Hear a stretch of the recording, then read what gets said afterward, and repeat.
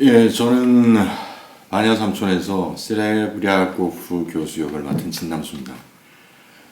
뚫린 입이라고 말해본다 말인 줄 알아.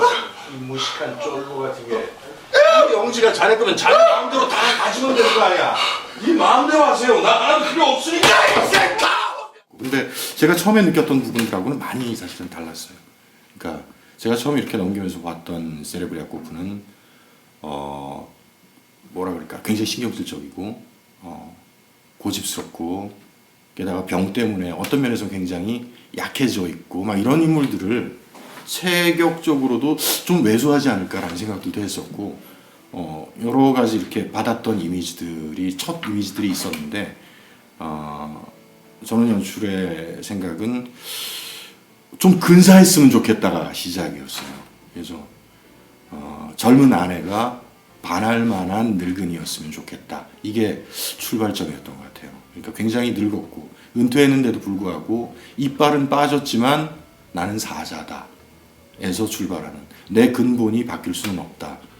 그리고 그 바뀔 수 없는 근본들이 계속해서 무너져 가는 상황에 처한 사자라면 얼마나 서글프며 동시에 내가 사자라는 걸 증명하고 싶고 그걸 얼마나 못 견뎌 하겠는가. 그것이 이 사람을 때로는 신경질적으로 만들고 거기에다 덮치는 육체적인 이 고통까지 더해져 있는 이 상태가, 이 잠 못 이루는 밤이, 이 다시 돌아온 머슴의 아들이었던 시절부터 살았던 이 시골이 얼마나 견디기 힘들었을까 라는 부분들이 아마 이 인물들을 이해할 수 있는 어떤 내면적인 출발이 되지 않았을까, 그렇게 생각을 합니다. 어쨌거나 그럼에도 불구하고 디렉션의 중요성을 참 많이 느꼈던 작업인 것 같아요. 그러니까 디렉션이라는 게 이렇게 해라 저렇게 해라가 아니라 어느 쪽을 보자, 어느 쪽을 봐라, 어느 쪽으로 다가가 보자, 이런 부분들이 디렉팅이라고, 그러니까 정말 방향을 가리키는 지시가 되지 않았나, 그런 생각을 해봐요. 그러니까 이 작업도, 이 공간도 마찬가지죠. 이 극장도, 무대도 사실 이렇게 좀 과감하게 막혀 있죠. 반면에 굉장히 뚫려 있다고 거꾸로 얘기할 수도 있고요. 그럼에도 이 공간 자체가 배우들이 뭔가 살 수 있는, 생활할 수 있는 아주 좋은 공간이 되어준 것들도 연기하는 데 중요한 한 몫을 하지 않았나, 그런 생각을 해봐요. 우선 지팡이를 사용을 했죠. 지팡이를 사용을 했고, 그 다음에 이 외적인 아픔, 이게 말이 되는지 모르겠는데 신체적인 아픔, 그렇죠. 이게 인물에게 있어서 굉장히 중요한 부분이죠. 아프기 때문에 더 아픈 사람들이 신경질적이 될 수밖에 없으니까. 그런데 계속 아파만 하면 오히려 아픔에, 그 신체적인 아픔에 이 사람의 어떤 생각이나 마음의 움직임들이 매몰돼 버리지 않을까라는 게 더 큰 어떤 위험 요소라고 저는 그렇게 생각을 했어요. 그러니까 이 신체적인 어떤 스트레스 장애가 오히려 이 사람에게 뭔가 더 의지나 적극적인 어떤 표현을 할 수 있는, 뭔가 뚫고 나가야 되는 그런 요소이지 않는가라는 쪽으로 인식을 했고요. 그리고 외적인 표현적인 면에서는 우선은 선을 그었어요. 나는 밤에 아프다라는 쪽으로. 낮에는 아픔이 훨씬 덜하다. 그리고 더 중요한 거는 그렇게 아파 보이고 싶은 생각은 없다. 나는 아직 쓸만한 사람이다 라는 쪽으로 접근을 하려고 했고, 근데 밤이 찾아오면은 통피라는 굉장히 아픈 질병이잖아요. 근데 그 아픔을 사실 뭐 실제적으로 제가 느낄 수 있는 건 아니고, 상상하고 어느 부분에 대한 통증과 그 통증이 왔을 때 어떤 그걸 이겨내기 위한 견디고자 하는 힘, 뭐 이런 것들에 대해서 포커스를 두었지, 아파서 아파하는 사람, 아파하는 사람을 연기해야 될 이유는 없다라고 생각을 했어요. 그래서 오히려 낮에는 너무 멀쩡한 거 아니야 라고 생각할 수도 있는데, 웬만한 정도의 아픔은, 밤의 아픔이 워낙에 좀 더 짜증나고 심하기 때문에 그 정도는 나 견딜 수 있어 라는 쪽에서 접근했어요. 근데 또 언제 더 아파올지 모르니까 지팡이는 상시적으로 휴대할 수밖에 없지 않는가 라는 쪽으로 사용을 하고 있습니다. 처음엔 좀 당황스러웠습니다. 연습이 충분해야 무대에 올라갈 수 있다라는 그런 관념들을 그래도 갖고 있잖아요. 저도 마찬가지고. 그런데 연습이 사실 부족한 건 아니었어요. 근데 일반적인 흔히 얘기하는 맞추기 연습은 굉장히 안 하는 그런 팀이었어요. 근데 그런 부분에 대해서 중요성에 대해서는 학교에서도 그렇고 점점 연기에 대한 고민을 많이 하시는 분들일수록 그 가치나 중요성을 얘기는 하지만 실제적으로 작업에 적용하는 경우들은 상당히 드물지 않나 그렇게 생각을 해요. 근데 그런 부분들을 과감하게 이런 방식은 사실은 자기 준비가 그만큼 더 철저해야 하지 않나라는 생각을 했어요. 정말 즉흥적인 혹은 그 순간의 진실을 우리가 느끼고 살아있기 위해서는 그만큼 인물에 대한 생각이나 준비 혹은 어느 만큼은 연기에 대한 플랜까지도 매우 치밀해야 하지 않나 그런 생각을 했어요. 그래서 연습을 통해서 연습되어진 것을 좀 잊어버릴 수 있을 만큼이 되어야 정말 그 순간에 상대에게 온전히 보고 듣고 반응할 수 있지 않나 그런 생각을 했어요. 그런 면에서는 어쩌면 내 연습이 좀 부족하구나 거꾸로. 그러니까 우리가 같이 하는 연습을 통칭해서 리허설이라고 얘기를 한다면 리허설을 위한 나의 준비가 그만큼 더 이 작업을 위해서는 치열해야 되지 않나 그런 걸 느꼈고요. 늘 집에서 대본을 보면서 막연히 여기서 어떻게 할까를 고민하는 게 아니라 이 말의 의미와 이 말을 내 언어로 어떻게 구체화해 나갈 것이냐를 고민하면서 새롭게 쓰는 과정이 한 일주일가량을 공을 들였던 것 같아요. 그 과정이 제게는 이 작업에서 느끼게 된 꽤 중요한 역할 만들기 과정이 되지 않았었나 그렇게 생각합니다. 한 15년 가까이 한 14, 15년 되는 것 같습니다. 제일 처음 연기 감독 작업을 시작한 게 2002년도 뮤지컬 블루스아이 공연이었던 것 같아요. 그때부터 지금까지 작업을 해오고 있는데 곧 있을 국립극장 다로름에서 공연되는 당신의 아름다운 시절이라는 음악극에서 또 연기 감독을 하고 있습니다. 그 11월 말부터 공연이고요. 그러니까 꼭 이렇게 생각하면 되죠. 연출은 전체를 자꾸 생각하고 스텝적인 측면을 고려하고 그러다 보니까 배우 하나하나를 신경 써줄 수가 없고 그들의 시각에서 장면을 바라보기 조금 힘든 구석이 있다. 배우의 입장에서는 자기 가면의 입장에서만 자꾸 바라보다 보니까 상대와 전체와 장면에 대한 부분들을 놓치고 있는 부분들이 정말 많이 있다. 그 사이에서 그 다리를 놔줄 부분들이 연기 감독으로서 해야 될 부분 중에 큰 역할이 아닌가 싶어요. 근데 사실 제가 하는 방식은 어떤 면에서는 그렇게 많은 걸 하지는 않습니다. 저는 거꾸로 배우들에게 저라는 사람이 들어주는 역할을 많이 하죠. 그러니까 당신은 이 장면을 왜 이렇게 연기하고 있습니까?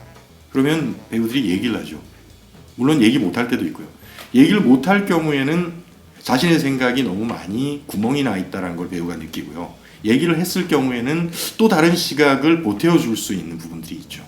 그래서 역시 마찬가지입니다. 연기 감독이라고 해서 이 장면의 액션을 이렇게 해라 저렇게 해라는 부분은 최종적인 모니터에서 공연이 거듭되는 모니터에서 이제 지속적으로 좀 디테일한 이 얘기들을 하게 되고요.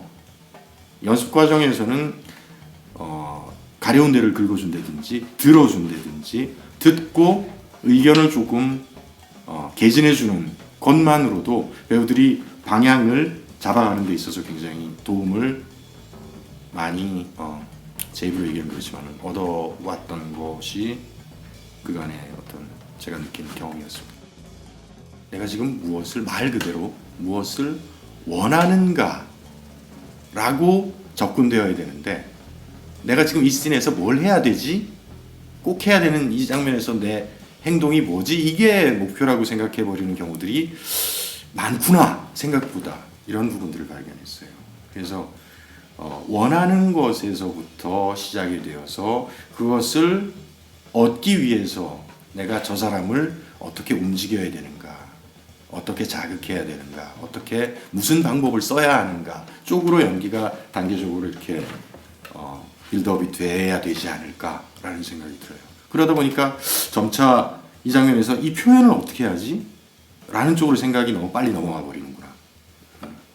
그러다 보니까 목표물이라고 번역되는 책을 얼마 전에 봤는데 굉장히 적절한 표현인 것 같았어요. 영어로 타겟이라고 그랬는데 타겟을 많이 놓치는구나. 그래서 왜 내가 관객들한테 어떻게 보여주고 싶은, 표현하고 싶은 마음이 자꾸 앞서다 보니까 그러한 어떤 실수들을 범하는구나, 이런 생각들이 좀 들었어요.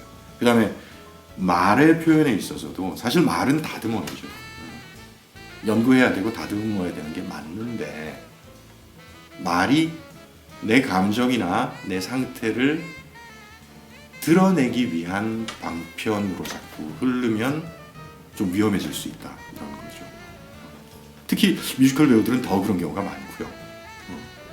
내가 말이라는 것 자체가 저 사람의 감정을, 저 사람의 생각을 어떻게 바꿔서 저 사람이 어떻게 행동하게 만들 것인가, 대부분 뭐 사람과 관련되어 있으니까 라는 쪽에서 생각을 집중하다 보면 좀 더 좋은 결과를 자기가 얻고자 하는 방향으로 얻어갈 수 있지 않을까. 열려 있어요, 친구들이. 그러니까 언제든 변화가 가능해. 그리고 내일 공연이 또 다를 수 있다라는 믿음이 있어요. 그게 여기가 갖고 있는 또 장점이고, 한 가지 아쉬운 건 제가 이제 좀 선생 일을 하고 그래서 그런지는 모르겠으나 말이라는 부분이 아직까지 좀 부족한 부분은 어쩔 수가 없구나라고 생각을 해요. 그러니까 말처럼이 아니라 말이 되게 하기 위해서 더 고민하고 노력해야 되는데, 그러니까 지금은 어떤 면에서는 만약에 이게 기존의 번역 텍스트였으면 이런 공연이 되기 힘들지 않아요. 텍스트 자체가 매우 문어적이고 어렵게 되어 있어도 이걸 말할 수 있어야 되는데, 상당히 풀어진 말임에도 불구하고 많은 장면에서 매우 자연스러운 듯 보이지만 말이 아니라 말처럼 릴렉스하게 그냥 넘어가는 부분들이 좀 눈에 띄어요. 그게 지금 연극을 크게 해치고 있지는 않지만 그 부분이 또 좀 더 보완이 돼서 뚫리게 되면 한층 더 에너지가 이렇게 생길 수 있지 않을까. 유별나요. 그냥 따닥따닥 모여있는 그런 극장도 아니고 이렇게 널찍한 객석에 앉아 있는데, 그러면서도 뭔가 이 세세한 부분들을 잘 들여다보고 있는 관객들이라는 느낌이 들거든요, 여기는. 그래서 때로는 마치 영화를 보듯이, 때로는 정말 클로즈업 되어 있는 화면을 들여다보듯이. 그래서 연기를 하는 측면에서도 음성이나 손짓, 몸짓, 눈짓까지도 훨씬 더 섬세하고 공을 들이게 되는 이유가 이 관객들 때문에 있는 것 같아요. 마치 카메라가 아주 가까이 다가와 있는 것 같은 그런 느낌을 받을 때가 좀 있어요. 그래서 처음엔 부담스러웠는데 지금은 그게 오히려 힘이 되고 재미있어요. 네. 공연 전에도 우리 배우들이 참 성실해요. 그래서 자기 준비를 계속 해요. 무대에서 일찍 나와서 걸어도 보고 중얼거려도 보고 다시 한번 앉아도 보고, 오늘도 그래서 저도 2막 장면을 공연 시작하기 전에 앉아서 하나하나 다시 더듬어 보는데 새로워요, 참 이게. 그래서 오늘 혼자서 참 연기가 재밌다, 이런 소리가 입에서 나와요. 물론 저는 주로 많은 시간, 제 삶의 많은 시간을 학생들이나 다른 배우들의 연기를 받침을 하고 돕고 서로 나누고 그런 일들을 하는데, 그러다 보면 오히려 제가 거꾸로 제 에너지나 말을 할 어떤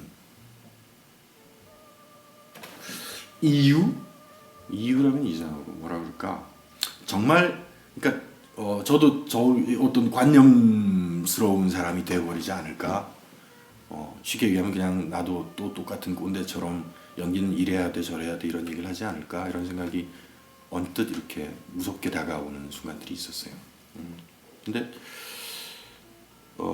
제가 이번 연극처럼 분장실에 오래 있어 본 역은 처음인 것 같아요. 왜냐하면 무대 나와 있던 시간이 다른 경우는 더 많았으니까. 근데 그 순간순간 무대 나왔다 들어갔다 하는 이 순간이 너무 좋았어요. 자꾸 무대 나가고 싶더라고요. 연기한다는 게 이렇게 소중하고 행복한 일이구나라는 걸 다시 느낀 것만으로도 의미가 있었고 20대들처럼 그 마음을 놓지 않는 게 가장 중요한 게 아닐까 이런 생각을 하게 됐어요. 네, 긴 시간 감사드리고 수고하셨습니다. 수고하셨습니다.